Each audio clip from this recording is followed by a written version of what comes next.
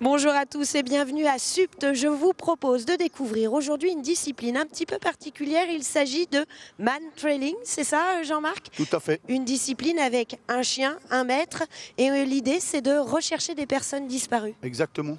Donc le chien, l'idée c'est de lui faire sentir une odeur bien précise, l'odeur qui appartient forcément à la personne disparue. Et il se focalise sur cette odeur, il fait abstraction de tout ce qu'il y a autour de lui, surtout des odeurs humaines, de la discrimination, les odeurs parasites, et se concentrer sur l'odeur qu'elle va lui donner dans un sachet. Donc là, au départ, elle a posé son harnais contre un mur.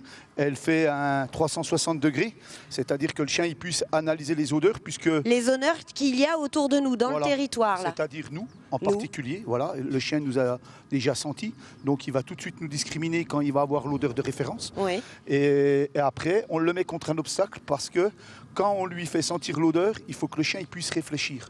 Si on ne met pas d'obstacle... en face le chien, il y a de fortes chances qu'il parte tout droit. Alors là, on voit Clarisse, elle s'est approchée de Métis et elle est donc en train de préparer le chien. Voilà. Une fois que le chien sait qu'il a son harnais, il sait qu'il va travailler. Alors le chien, dès qu'il a le harnais, il sait qu'il va travailler. Il le sait depuis qu'il est parti, depuis qu'il est à ce stage.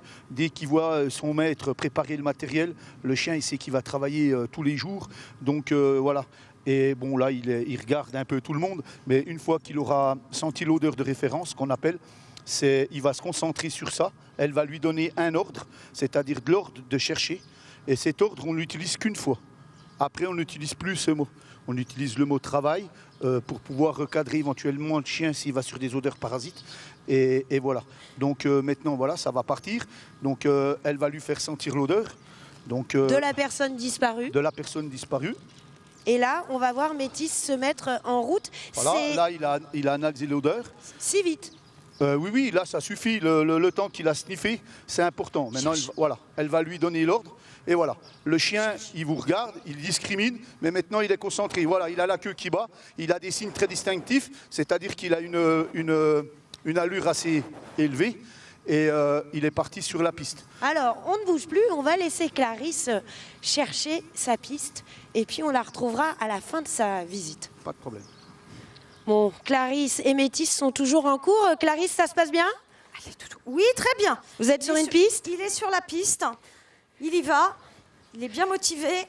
Jean-Marc, comment est-ce qu'on sait que Métis est sur une piste là? Il a le fouet qui est relativement joyeux, il a une puissance de traction.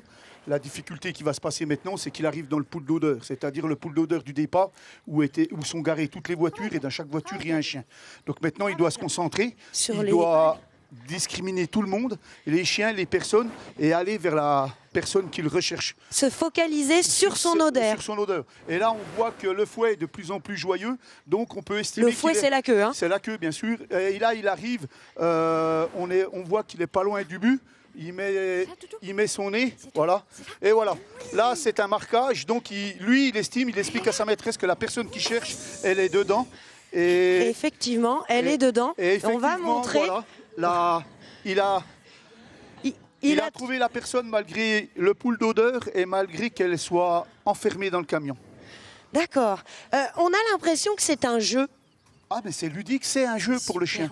C'est un jeu, il pratique ça au départ, la récompense et l'attrait pour la motivation du chien. Après, il aime tout simplement ça, il fait ça par plaisir et surtout pour faire plaisir à sa maîtresse.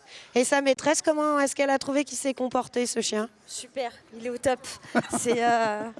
Il est motivé, on est motivé, donc c'est un travail en commun et malgré les petites difficultés du monde, il s'en est bien sorti. J'en profite pour me tourner vers Dania. Alors Dania, elle est vers moi. On va se tourner vers d'autres chiens. Venez avec moi, Dania. On va rejoindre toute une paire de chiens. On voit d'autres races. Là, Dania, présentez-nous ce chien, par exemple. Alors ça, c'est Iowa, qui est un Saint-Hubert. À côté, vous avez Junior, qui est un Shetland. Ce sont des chiens vraiment complètement différents. Ah oui, ce sont des chiens complètement différents. Là, vous avez un chien de berger à l'origine. Là, vous avez un chien de chasse. Donc, tous les chiens sont bons à faire du man-trailing. Tous les chiens sont aptes à faire du man-trailing parce que tous les chiens ont un nez et tous les chiens savent s'en servir. Le but, c'est de leur apprendre. Et Jean-Marc me disait tout à l'heure que c'est surtout les maîtres qui doivent apprendre. Oui, parce que le maître doit apprendre à décoder son chien. Le chien comprend très vite ce qu'il a à faire, mais chaque chien s'exprime d'une façon différente.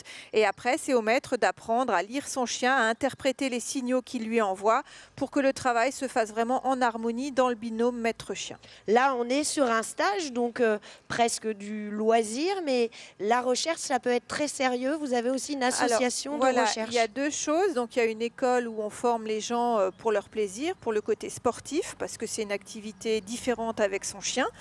Et puis, il y a aussi le main training opérationnel, où les chiens travaillent sur le terrain, dans des vrais cas de disparition, donc maladie d'Alzheimer, des personnes qui s'égarent en allant aux champignons, enfin voilà, toutes ces choses-là.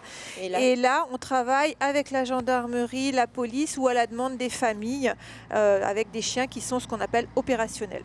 Merci, vous savez tout sur le man trailing et vous pouvez vous y initier au moins une fois par mois ici à SUP.